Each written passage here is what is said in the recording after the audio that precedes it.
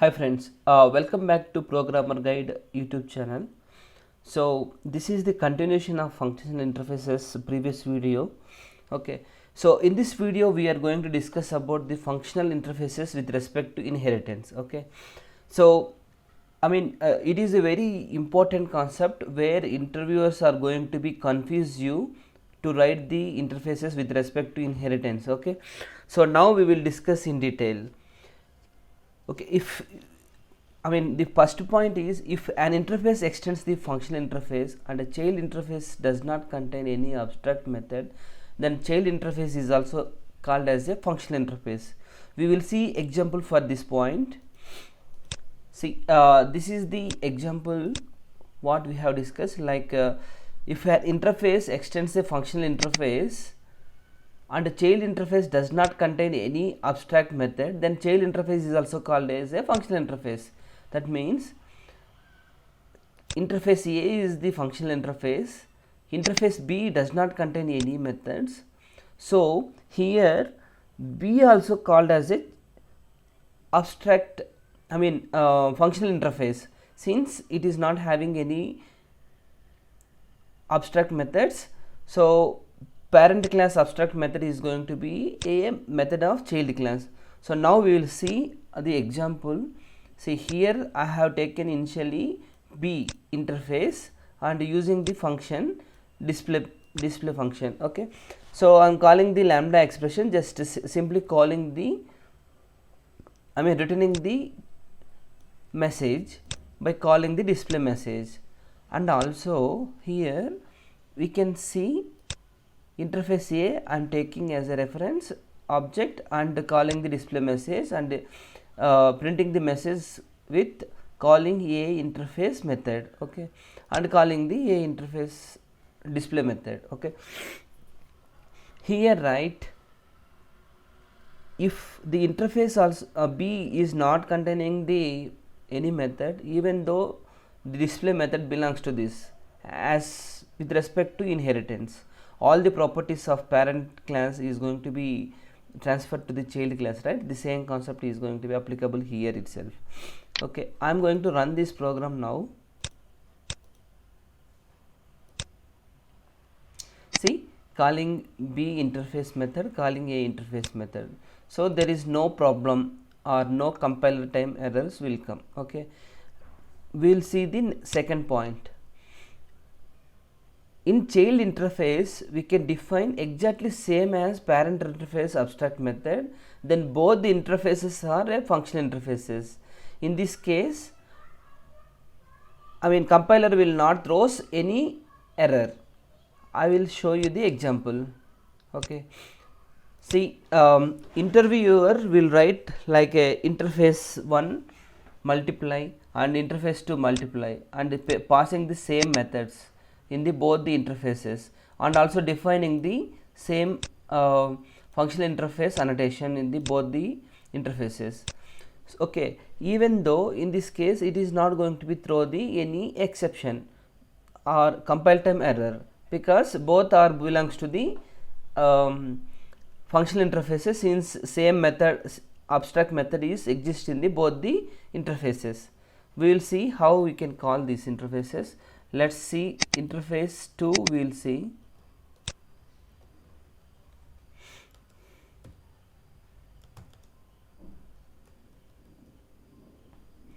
See, since it is a one parameter, right, the parenthesis can be optional, but even though I have kept, there is no issue. Okay, so multiply A into A, we can see. Okay, then I dot multiply method I am calling, so passing the 5 5s are 25. So we need to print this message, right?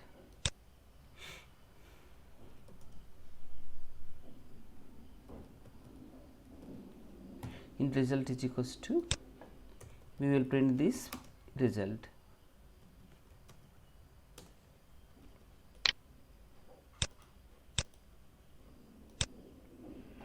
See, the same way we can do the interface 1 also, so it won't throw any exception.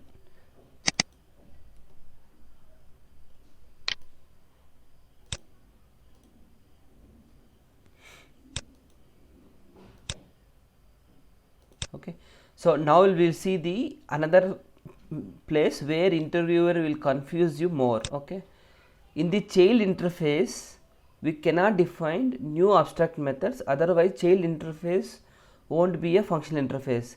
Compiler will throw the exception invalid at the rate of functional interface annotation. Okay, here right, I have written the interface 1 multiply and interface 2 square. This is the two abstract methods, and also extending the interface 1.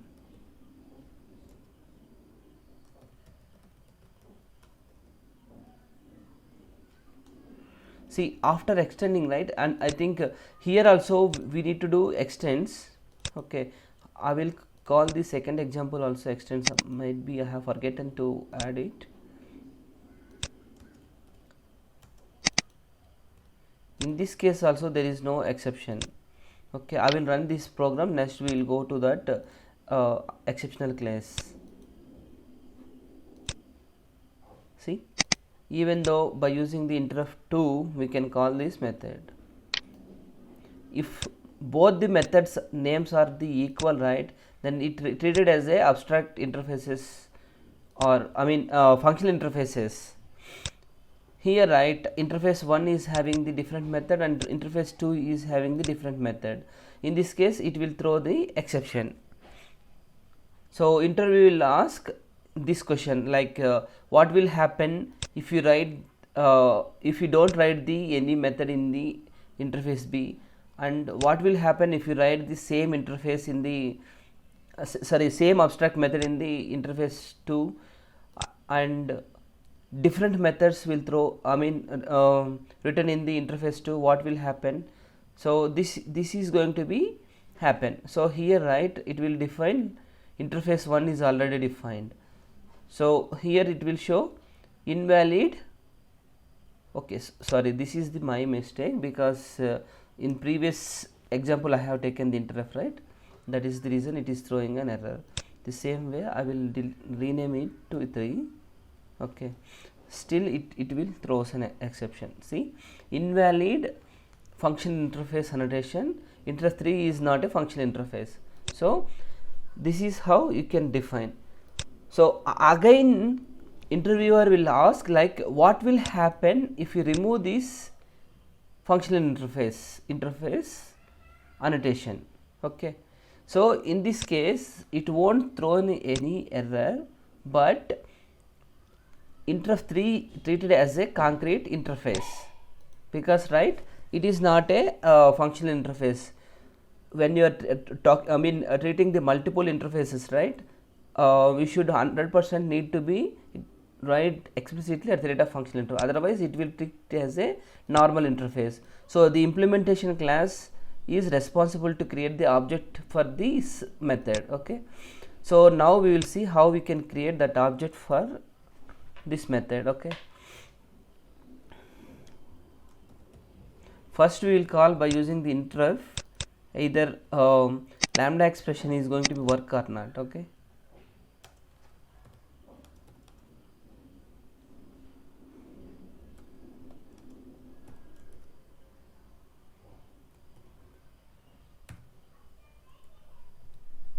I dot multiply. Okay, so I'm giving just simply random number. It is going to be executed without breaking any error.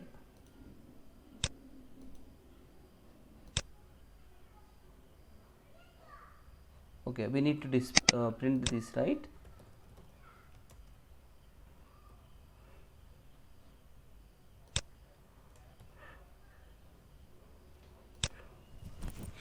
Okay, so to call this interrupt 3 square method, right, we cannot able to create the lambda expressions. If you try to create, right, compiler will throw the error. I will show you that. Interrupt 3 I2 I3 we can give, and we will see what error it will throw.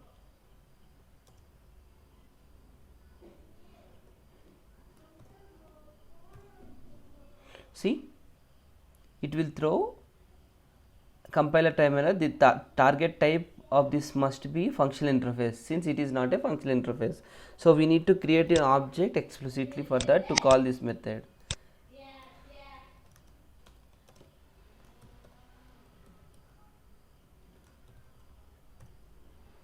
See, by using the interfaces, right, we cannot able to create the objects, right? So we need to use the another class to implement that interface. I told you earlier, right? So here, right, one class required, class test we can take and implements interf3.